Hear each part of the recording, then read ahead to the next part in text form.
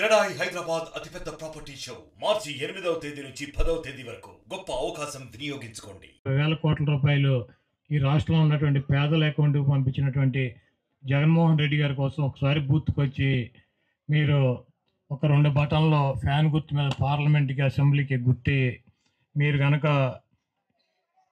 ఓటేసినట్లయితే తప్పకుండా రాబోయే రోజుల్లో మీ పిల్లల చదువులకు కానీ మీ ఆరోగ్య సమస్యలకు కానీ మీ కుటుంబాలకు రావాల్సినటువంటి ఆర్థిక సమస్యలు తీర్చడానికి జగన్మోహన్ రెడ్డి గారు ముందుంటాడని చెప్పి ప్రజల మనిషి, పేదల మనిషి, ఎస్సీ, ఎస్టీ, మైనార్టీ, బీసీలకి రాజ్యాధికారం అందించాలన్నటువంటి ఒకే ఒక దృక్పథంతో పనిచేసేటువంటి జగన్మోహన్ రెడ్డి గారిని గెలిపించాలని చెప్పి మీ అందరినీ కోరుతూ మరి మన నందిగాం సురేష్ రాజధాని వెంకటాయపాలెం ఉద్దండరాయనపాలెంలో ఉండేవాడు.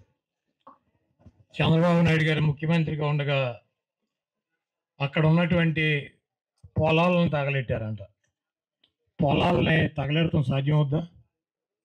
ఆ కేసు పెట్టి సురేష్ని తీసుకువెళ్ళి పోలీస్ స్టేషన్లో కొట్టి ఇవన్నీ కూడా జగన్మోహన్ రెడ్డి గారే చేయించాడని చెప్పి ఒక స్టేట్మెంట్ ఇమ్మని చెప్పి నానా రకాలుగా ఇబ్బంది పెట్టారు.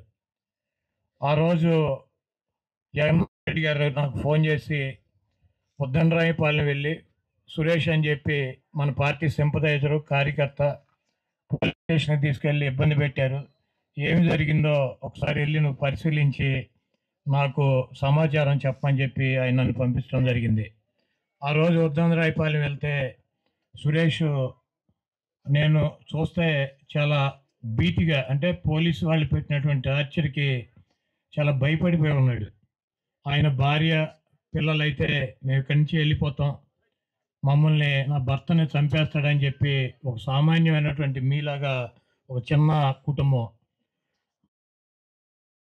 నేను అక్కడి నుంచే జగన్మోహన్ రెడ్డి గారికి చెప్తే ఎవరు ఎక్కడికి వెళ్ళవసరం లేదు, నేను వస్తానని చెప్పి ఆయన సురేష్ ఇంటికి వచ్చి ధైర్యం చెప్పి జేబులో మరి 100 రూపాయలు ఉన్నాయో లేవో మరి సురేష్ దగ్గర ఆ రోజు బాపట్ల పార్లమెంటు సభ్యుడిగా పెట్టి బాపట్ల పార్లమెంట్కి గెలిపించినటువంటి వ్యక్తి జగన్మోహన్ రెడ్డి గారు.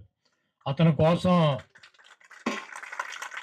కోసం పార్టీ కోసం పనిచేసేటువంటి నిరుపేదల్ని నందిగాంలో జెడ్పీటీసీ, ఒక యాదవ్ సామాజిక వర్గానికి సంబంధించినటువంటి జెడ్పీటీసీ, 1 ఎకరం పొలం ఉంది, అతనికి మన మైలవరం సీట్ ఇచ్చాడు.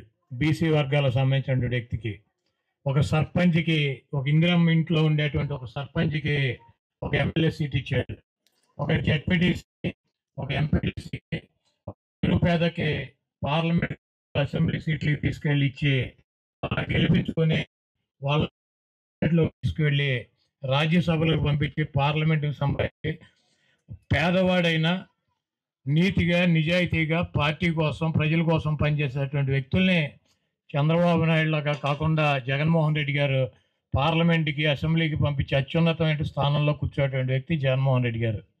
చంద్రబాబు నాయుడు గారిని చూసుకోండి, గుడివాడలో సీటు 200 కోట్ల రూపాయలకి అమ్మేశాడు. వాడెవడో ఎన్ఆర్ఐ, గుడివాడకు సంబంధం లేదు, వాడు వెళ్ళిపోయేప్పుడు 30 ఏళ్ళు 35 ఏళ్ళు అయింది. వాడిని తీసుకొచ్చి 200 కోట్ల రూపాయలకి 50 కోట్ల రూపాయల ఫండ్, 150 కోట్ల రూపాయలు ఇక్కడ ఖర్చు పెడతానంటే అమ్మేసినటువంటి పరిస్థితి.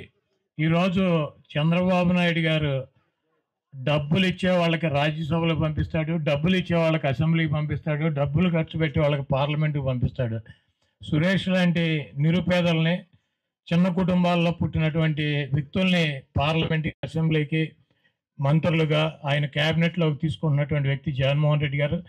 దీంట్లో చెప్పేటువంటి ఉద్దేశం పేదల పక్షాన, ఎస్సీల పక్షాన, బీసీల పక్షాన, ఎస్టీల పక్షాన, మైనార్టీల పక్షాన, నిరుపేదల పక్షాన జగన్మోహన్ రెడ్డి ఉంటే డబ్బు ఉన్నటువంటి కోటీశ్వరులను తెచ్చుకుని మరిన్ని వీడియోస్ కోసం ఛానల్ ని సబ్స్క్రైబ్ చేయండి, లేటెస్ట్ అప్డేట్స్ కోసం వాట్సాప్ ఛానల్ ని ఫాలో చేయండి అండ్ లింక్ డిస్క్రిప్షన్ లో ఉంది.